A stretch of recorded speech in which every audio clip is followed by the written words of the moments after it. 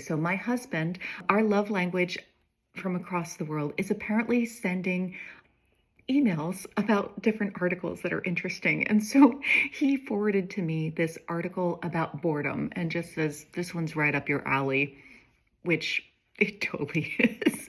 So it is a Harvard Business Review article that I will share in the notes down below. It's called "You Need to Be Bored, Here's Why." Oh my gosh. So this is written by Harvard professor Arthur C. Brooks.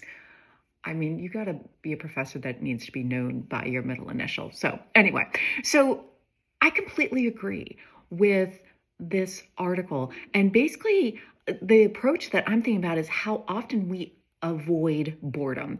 We don't want to feel bored, whether it's us as adults, but we definitely see this in our kids. And so we turn to things that are readily available. Food, yes, it's everywhere, and it sure is a quick fix for boredom, as well as scrolling and screens, games, all the different electronic things that quickly fix boredom. Take your pick. We've got plenty of options here.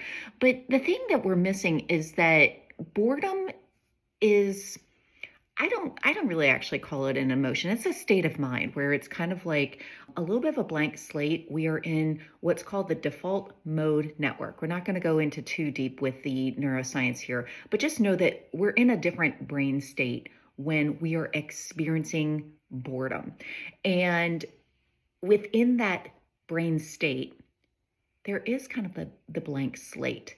There is an option for creativity. We're able to shift gears instead of the opposite mode is a task-focused network. And so when we're in the default mode, it's kind of like we don't have specific tasks right now.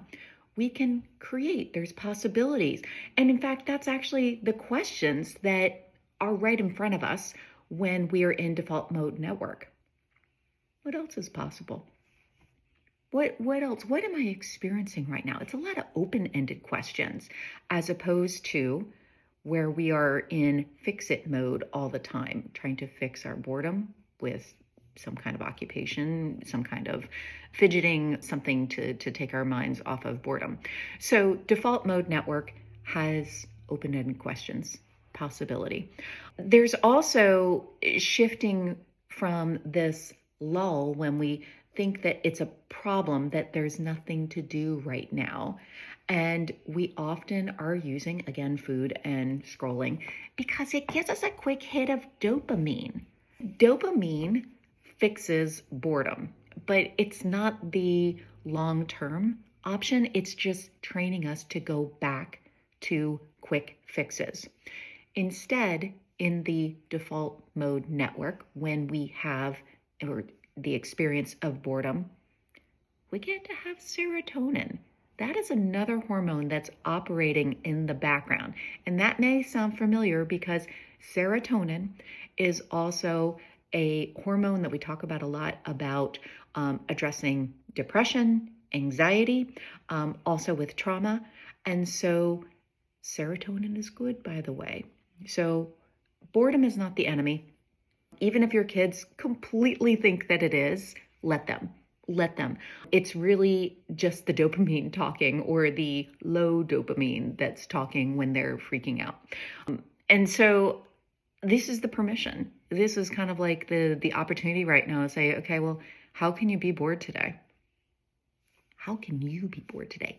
Don't focus on your kids yet. Start with you. What is possible when you are experiencing boredom? What does that open up for you? It starts with us first. So much of the work that I do with parents is about first letting us have the experiences to see what is possible for us when we're looking at changing habits. And fixing boredom with food, scrolling, games, staying busy, these are all habits that we have practiced. And we can't come in and tell someone else to change. We have to first see what is possible for us. So I want to hear what you experiment with, what is possible, what you find, what boredom opens up for you. Hit reply. You know that each and every one of these emails comes directly back to me. So let me know.